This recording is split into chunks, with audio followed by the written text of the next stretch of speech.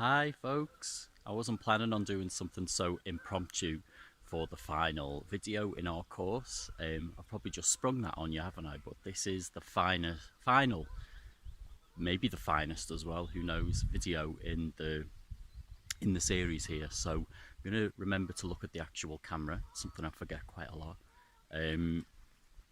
So I was out here walking my dog at Gladhouse Reservoir. The restrictions have just lifted, so we can kind of stop and not feel too bad about stopping. And I just wanted to show you how beautiful this is here. I'm going to push my head out the side and just show you this whole landscape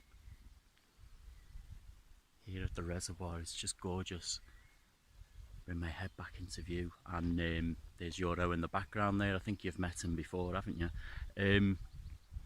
Yeah, so final video in the series. Cutting it short here because a lot of ecotherapy work is really about your experiences when you're doing these tasks, and I feel like this series, giving you 10 videos, is a really good taster of what we can do. And I would invite you to turn around here, face the sun a bit. I would invite you to explore, not your responses to the tasks that you've been doing. And as a few final suggestions before we do finish this series of some things you could do to take ecotherapy into your life and into the future. Hope this camera isn't too wobbly. Is first of all journaling. That's a really powerful thing you can do. When you're out on your walks, you can look for 3 good things in nature, especially on days where your mind feels really busy and you're really struggling to connect with the outdoors, and you know that you're just having your mind's having a party and you don't really want it to, so a really simple task is just looking out for 3 good things in nature. And a thing can be anything. It can be a sound, a sight, a scene, a tree, a feather you found on the floor, but really stopping and paying a lot of attention to it. And if you've got a journal as well, it's a really lovely way of exploring it. And things to consider when you are exploring is, how do the things that I enjoy in nature make me feel?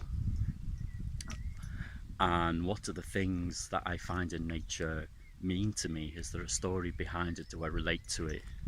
Does it reflect something about my life? And very often just thinking on those 2 things, how you feel and about the things you find, and also how they make you, if there's any meaning in them for you, can be really powerful. I hope this isn't disorientating when I'm moving around. I'm just aware how beautiful the background is, and I want to get this reservoir in view for you. It's such a beautiful day. Great day for the restrictions to be lifted. The videos are a week behind here, so hopefully it's still the case next week. And I guess one more thing is to thank nature if you've got this far in the course. A really nice symbolic thing to do, sorry about my hand there, is to say thanks. A lot of people feel quite uncomfortable about doing this. It can be something symbolic, you can find, for instance, a little rock that you like, take it and offer it to a tree, something ceremonial. You might wonder what the point in doing such a thing is, but actually I think doing these kinds of things really cultivates a relationship between ourselves and nature. And when we cultivate a positive relationship like that,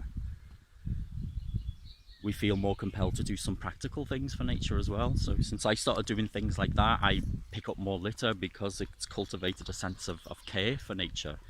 So that's an idea of another thing you could do to help. You could go on a little litter picking trip, if you like, or just be as creative as you can. How can you thank nature? If you've got anything out of this course, maybe one of the elephants in the room has been, the state of the environment and what we do to it as people. And for me, ecotherapy isn't separate from that. It's not something that we just take from. It's a relationship, and when we build up a relationship of love for nature, we want to care for nature as well. If we're disconnected from it, like I think as a society and as a world we have been, we forget to take care of it. So the two things are hand in hand. So yeah, say a little thank you somehow. Keep a journal and note 3 good things in nature when you're out on your walks. And I think that wraps us up. So if you're interested in more ecotherapy work, you can drop an email to me soon, or Catriona. Oh, there's Yoro again, and there's one last little cameo. Yeah, in the background, yeah, of course. Hey Yoro, come on Yoro, you gonna come and say hi? No, he's wandering off. I think he's found the geese. Yeah, if you're interested in more ecotherapy work, or you've got any comments about the video series, get in touch with me soon or Catriona on the website. Sorry if this last video has been a bit shambolic. I was just out here and the mood took me, and I thought, this is the place, I'm going to do it now. So I've really enjoyed doing this, and I hope you've got something out of the experience of following these videos. And even if there's just 1 or 2 things, keep them up, do them daily, and look after yourselves. Bye.